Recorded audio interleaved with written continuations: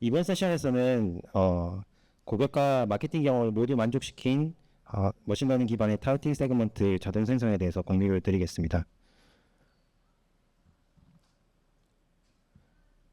먼저 타겟 세그먼트를 생성할 때 경험할 수 있는 어려운 점과 이를 해결하기 위해서 머신러닝을 어떻게 적용했는지 말씀을 드리고요.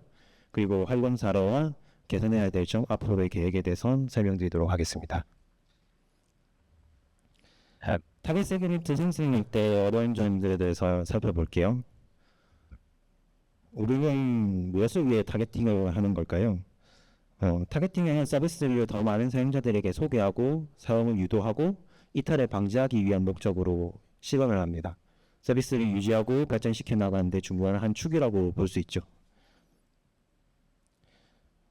이런 중요한 타겟팅은 어떤 과정을 통해서 이루어지게 될까요? 먼저 타겟에 잘 반응할 것으로 예상되는 사용자들의 분석을 통해서 추출을 하는 과정이 필요하고요. 그리고 메시지 정보 등을 설정을 해서 소규모 사용자들에게 테스트 발송을 해보게 됩니다. 그리고 그 테스트 발송의 결과를 분석하고 보완할 점들을 개선을 해서 원래 번호를 했던 전체 대상에게 발송을 하게 되죠. 이 과정에서 우리는 어떤 문제를 마주하게 될까요? 우선 테니스에 잘 반응할 것으로 생각되는 사용자들 추출하기 위해서는 가설에 기반한 데이터를 생성을 해야 되는데요. 회사에는 정말 모르는 데이터가 많습니다. 그래서 우리가 어떤 데이터를 찾았다고 하면은 그 데이터가 어떤 정보를 가진지 명확하게 이해를 해야 되고 보다 정교한 세그먼트를 추출하기 위해서는 코리에도 익숙해져야 되죠. 그래서 많은 사람들이 데이터를 찾고 이해하고 가공하는 데 많은 시간과 노력을 들이게 되어 있습니다. 그리고 토스너는 이미 머신러닝 기반의 세그먼트가 인터널 서비스 통해서 제공이 되고 있는데요. 대표적으로는 서비스를 사용할 확률이나 카테고리별로 결정을 할 확률이 제공이 되고 있습니다. 하지만 이 기능을 잘 사용하려고 하면은 사용자 여론이 어떤 모델이 어떤 특성을 가지고 있고 어느 정도의 규모로 선택을 해야 되는지에 대한 지식과 경험이 있어야 해요. 그리고 이렇게 공들여 만든 세그먼트를 테스트 발송을 해봤을 때 성과가 좋지 못하다라고 하면은 앞선 과정들을 다시 반복을 해야 되고요. 이런 과정을 몇 번 반복하다 보면은 원래 의도했던 타이밍을 놓치게 될 수도 있습니다. 발송 타이밍을요. 그리고 발송 타이밍을 맞추려고 하다 보면은 채 완성되지 못한 세그먼트로 번호가 될 수도 있고요. 그리고 이런 노력에도 불구하고 CTN이나 CBR 같은 목표로 했던 지표가 낮게 나올 수도 있습니다. 그래서 우리는 생각을 해보게 됩니다. 세그멘트를 생성하는 데 비용을 최소한으로 줄이면서도 성과를 기존보다 더 높게 만들 수 있는 방법이 없을까 하고 말이죠. 네, 지금부터 어떻게 이 문제를 해결해 나가고 있는지 과정과 방법에 대해서 말씀드려 볼게요. 먼저 문제를 해결하기 위해서 목적과 조건을 설정해 보겠습니다. 목적은 과거에 발생을 했던 유사한 사례만 우리가 알 수 있다면 이것을 이용해서 사용자가 다른 조건을 하나도 고민할 필요 없이 원하는 세그먼트를 얻게 하는 것입니다. 그리고 조건은 적정한 규모면서도 사람이 만든 것보다는 좋은 성과를 얻을 수 있어야 한다는 것입니다. 다음은 이제 이 목적을 달성하기 위해서 문제를 어떤 식으로 접근할지 네 가지로 나눠서 생각해 보았습니다. 첫 번째는 레퍼런스입니다. 레퍼런스는 왜 필요할까요? 지금 타겟과 유사한 과거 사례를 남아서 모델 등을 활용을 할 수 있다면 우리가 실제로 발송하려는 메시지에 좀 더 잘 반응할 것 같은 사용자 그룹을 더 효율적으로 찾을 수 있기 때문입니다. 두 번째는 문제를 나누는 것인데요. 기존에 사용하고 있던 머신러닝 모델과 별도로 광고에 잘 반응할 것 같은 사용자들 예측하는 모델을 별도로 개발을 했습니다. 서비스나 카테고리를 결제하는 서비스 사용하거나 카테고리를 결제하는 사용자들 중에 광고 때문에 진입을 해서 컨버전을 만들어 나가는 사용자는 일부분이기 때문입니다. 기존 모델에서는 이를 명확하게 구분을 하고 있지 않았죠. 그리고 최대한 큰 규모의 유연한 세그먼트를 얻기 위해서 기존 모델과 참조 사례를 비교하는 과정 외에도 참조 사례를 기반으로 유사한 사용자들을 학습할 수 있는 모델을 또 개발을 했습니다. 그리고 마지막으로는 이 두 가지의 결과들을 조합을 해서 최대한 큰 규모의 유용한 세그멘트를 얻을 수 있도록 단계를 구성했습니다. 아무래도 목적을 달성하는 데 가장 중심이 되는 부분은 모델링이 될 텐데요. 여기서 이제 앞서 잠깐 말씀드린 것처럼 시뮬레이터와 유저 모델이 그 중심이 될 것입니다. 먼저 시뮬레이터에 대해서 설명을 드리도록 할게요. 시뮬레이터를 이해하기 위해서는 먼저 대상이 되는 모델들에 대해서 간단히 살펴볼 필요가 있어서 장표를 준비했습니다. 일단 그 왼쪽 화면에서 보실 수 있는 서비스를 사용할 확률이나 광고 채널 예측 모델은 약 70개 정도의 모델로 구성이 되어 있어요. 각각의 타겟에 대해서 맞춤형 서비스 제공 동의를 받은 사용자의 관련 데이터를 가지고 라이트 GBM이라는 알고리즘을 사용해서 학습과 예측을 진행을 하고요. 특정 기간 내에 해당 서비스 사용하거나 노출된 광고에 대해서 클릭, 전환할 확률을 예측을 하게 됩니다. 그리고 오른쪽 화면에서 보실 수 있는 결제 카테고리의 경우는 미리 정의된 약 200여 개의 카테고리에 대해서 트랜스포머를 사용해서 한꺼번에 학습을 하고 예측을 합니다. 예측을 할 때는 대상 카테고리별로 예측 결과를 별도의 테이블에 저장할 수 있도록 프로세싱하고 모든 학습과 추론 과정은 배치 프로세스를 통해서 이루어집니다. 즉 시뮬레이터를 구동을 하게 될 때 필요한 데이터들이 미리 준비가 되어 있는 상황으로 볼 수 있습니다.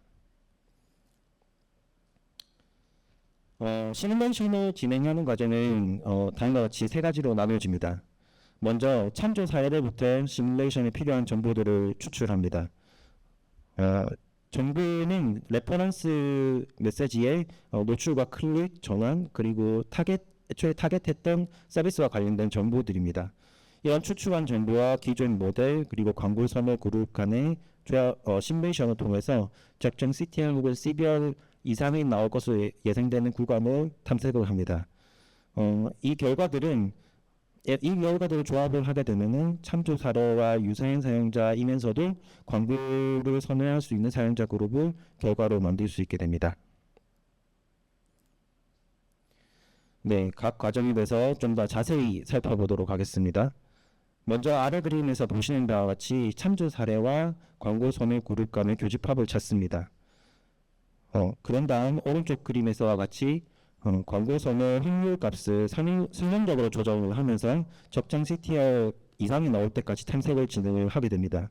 이를 통해서 이후 시뮬레이션 단계에서 비교를 하게 된 광고 선호 그룹과 각 모델 간의 비교를 할 때 필터링용 인계값을 찾을 수 있게 됩니다. 네, 이번 단계 시뮬레이션인데요. 유저에서 구한 인계값을 기반으로 필터링된 참조 사례와 교집합된 광고 선호 그룹에다가 다시 한번 머신러닝 모델을 결과를 교집합해서 비교를 수행을 하게 됩니다. 이때 모델 확률의 구간 단위를 탐색을 하면서 적정 CTR 혹은 CBR 이상이 나올 것을 CTR 혹은 CBR을 달성할 것으로 예상되는 그룹을 찾아서 추출을 하게 되는데요. 그리고 이제 추가 조건이 부합하는 모델 구간 전체를 결과로 사용하게 됩니다. 여기서 사용되는 규칙들은 레퍼런스와 비교되는 각 모델이 얼마나 공통점이 있으면서도 목표한 설명을 얻을 수 있을지, 광고를 얼마나 선호하는지를 기준으로 판단을 하게 됩니다. 또한 구간 단위로 나오는 목표 값에 대한 삼각관계도 체크를 함으로써 연속된 확률 구간의 그룹을 얻을 수 있도록 설정을 해두었습니다. 아래에서 보시는 그림과 같이 간단히 예를 들어서 설명을 추가로 드려보겠습니다. 만약 10만 명 대상의 레퍼런스가 있고 비교 대상인 A 모델이 있다고 가정해 보겠습니다. 이때 A 모델의 확률 구간을 0에서 1 사이의 값을 0.0의 단위로 나누고요. 기준이 되는 노출 비율 누적, CTR 누적, 그리고 전환 비율 등을 계산을 합니다. 만약에 적정 타겟인 CTR이 15% 이상인 경우 A 모델에서는 예측값이 0.9 이상인 경우만 결과로 선택됩니다. 오른쪽 그림에서 같이 이때 예제에서 선택된 1만 건은 참조 사례와 모델 광고 선호 그룹의 교집합이고요. 이때 활용되는 결과는 모델과 광고 선호 그룹의 교집합은 3만 건이 결과를 선택될 수 있게 됩니다. 네, 앞선 시뮬레이션 과정을 반복해서 이제 결과를 조합하는 부분을 설명해 드릴 건데요. 이제는 살펴볼 시뮬레이션 과정들을 각 모델에 대해서 모두 수행을 합니다. 그러면 조건을 만족하는 결과들이 나오게 될 거고요.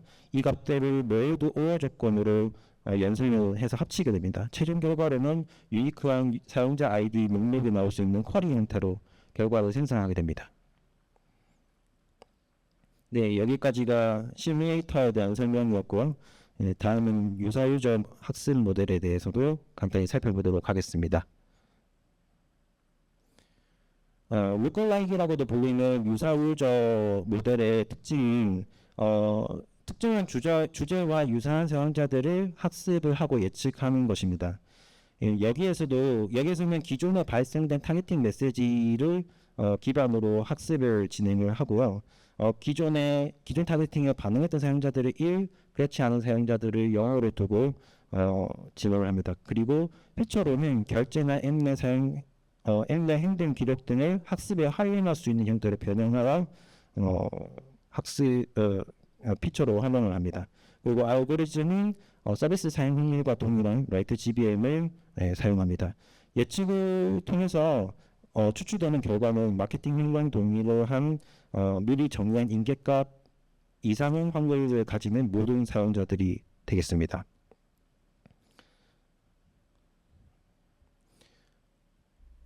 네, 여기까지 유사-유저 모델에 대한 부분도 살펴봤고요. 이제 결과를 생성하는 단계에 대해서 설명을 드리겠습니다.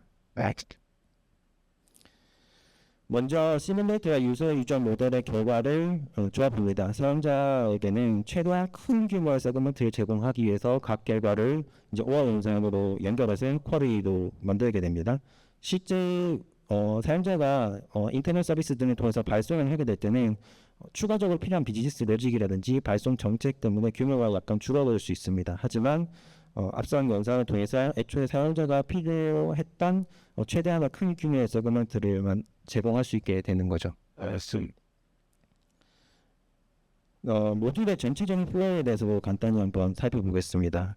우선 사용자 요청이 튜바라는 인터넷 서비스를 통해서 들어오게 됩니다.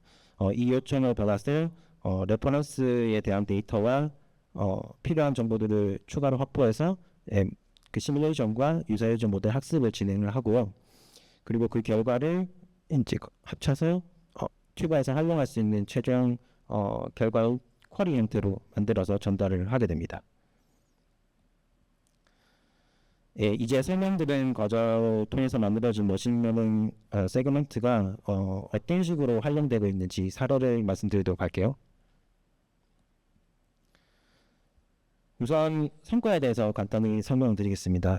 24년부터 운영되고 있는 MS 세그먼트 자동 추출 기능은 평균 CTR을 사람이 만든 것보다는 약 90% 정도 좋고 CBR이 약 20% 정도 나오고 있습니다.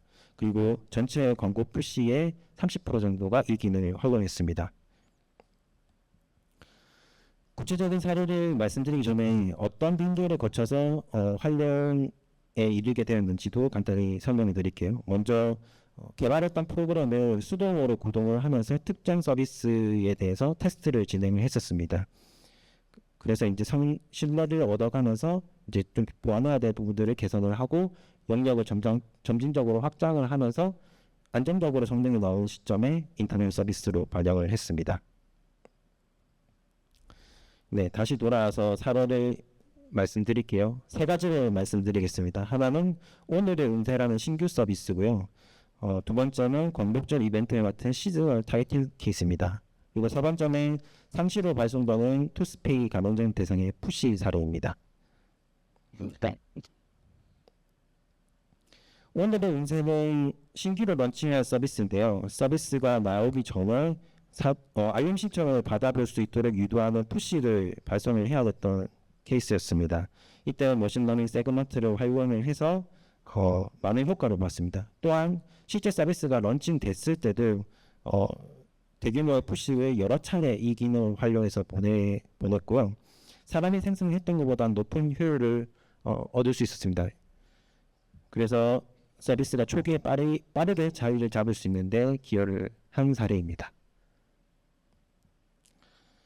다음은 시즈널 이벤트였던 광복절 케이스인데요. 광복절 기간 내에 집중적으로 푸시를 범행했던 사례였습니다.